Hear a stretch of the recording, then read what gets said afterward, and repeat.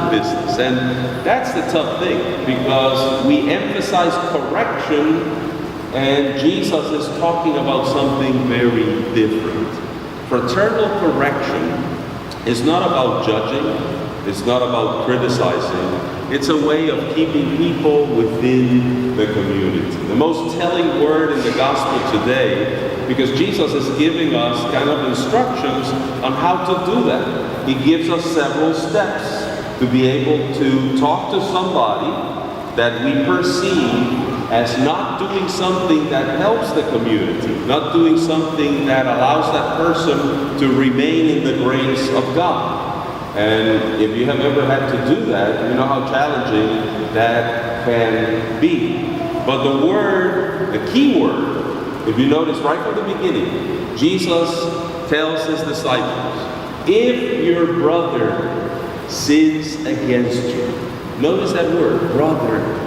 It's not if a person sins against you, if somebody you don't know, no. If a brother or a sister sins against you, immediately he's giving the tone to fraternal correction. And you may not know the person, but that person is still a brother and a sister to you. So if it's a brother and a sister to you, you're going to come out not of a judgmental approach, not of a criticizing approach. You're not there to critique your brother or sister, but you're there to help your brother and sister.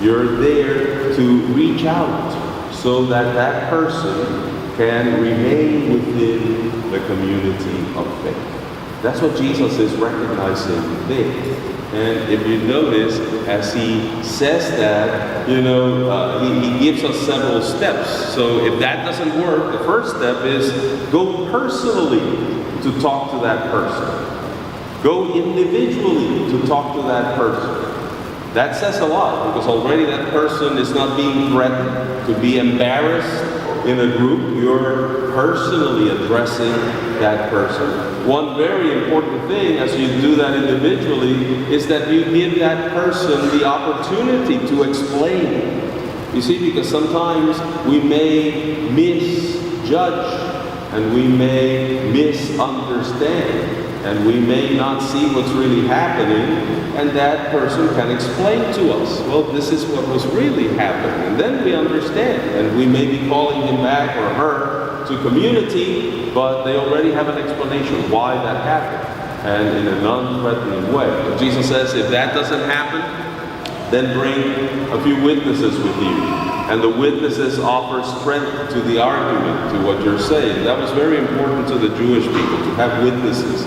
And if the witnesses don't work, then bring it to the church. And then the harshest words are at the end. If that doesn't work, then treat him as you would treat a Gentile or a tax collector. You know the irony of that statement? Is that the person writing that gospel was a Gentile and a tax collector. And yet, Jesus didn't rule him out. That's what Matthew was, if you paid attention. It was from the Gospel of Matthew this morning as we're reading during this cycle. And Matthew himself was a tax collector. And yet, Jesus called him into community. Actually, they used to criticize Jesus, especially at Matthew's house, because he sat with sinners and tax collectors. You see, the approach is not a judgmental approach. Is to bring people back to the fold.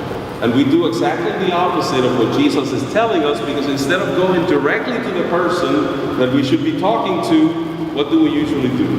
We go around that person. We talk about that person. In the worst case scenario, we gossip about that person. And what does that create? Division, separation. Jesus is saying, that's not our way. We bring people back to the fold. We talk directly to people. We help people. Out of love, we reach out to that person. Very, very difficult approach. How many times do we do that? Because we live in a world that is kind of like live and let live. Don't mingle into people's life. Don't get into any trouble. If you get into it, you're going to end up in trouble yourself.